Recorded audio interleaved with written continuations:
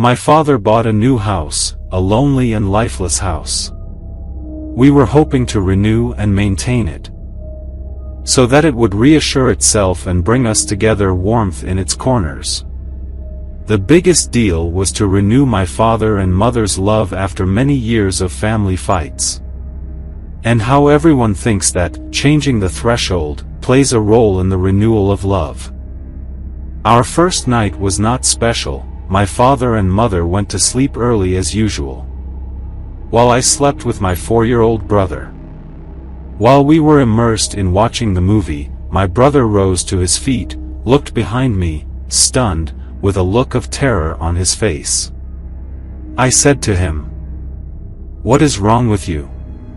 He didn't answer me. I looked behind me and didn't see anything. My brother cried that morning. He told me that he had seen a girl who looked like me, but she was very scary. She was looking at him sadly and crying. That day I slept next to my brother, waiting for the morning to rise to tell my father and mother what had happened. And when I told them, they told me that it was just a little child's imagination, suffering from a change of place on it. On the second night, my mother came in to take a shower. My father and brother went out to shop for the house, while I, in turn, went out for a walk in the garden of the house. I saw a small well covered with palm trunks. I removed the trunks to see what was inside. I saw something below. I went in to fetch my phone to turn on the phone light so I could see what was below. At the same time my mother screamed. I ran to the bathroom, only to find her standing naked, staring at the bathtub. I took the towel and wrapped it around her body, wondering. What happened? Mom? She said to me. I was relaxing in the tub, and suddenly I felt the head of a girl very similar to you coming out of the bottom of the water. It was pale in color and her looks were sad and terrifying. The situation frightened me. On the first night my brother saw me and the second night my mother saw my look-alike. On the third night, I played Surat al-Baqarah, and the events increased to coincide with the surah, where everyone in the house sees me in more than one place at the same time. And my mother entered into a strange bout of depression. She was crying and telling me that her heart hurts and she does not know why. And every time she tried to sleep, she was haunted by nightmares and dreamed of my sad look-alike crying. Everyone who saw her agreed that he saw her sad and withered features. On the fourth day, we started to smell a very strange smell, to the point where I completed an entire box of incense to loosen and remove it, coinciding with the change in the taste of the water.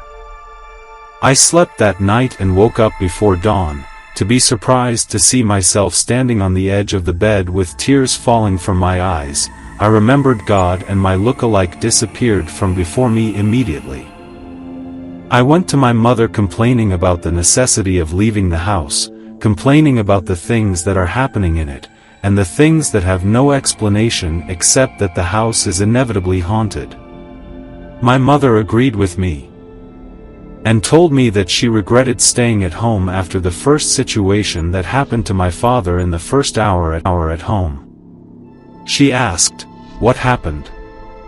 She told me that on the first day of my visit to the house, I went out with my father to explore the garden, and while I was talking to him his phone rang. Suddenly he heard my scream behind him and the sound of something strong crashing.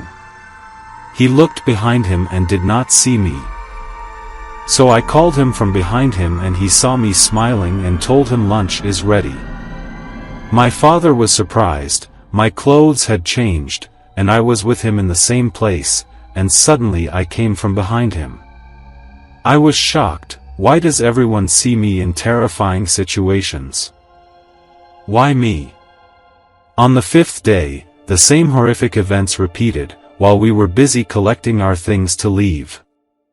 In the middle of the night my father went out to enter the car into the garden. And when he got out of the car he noticed that the smell was getting stronger in that place.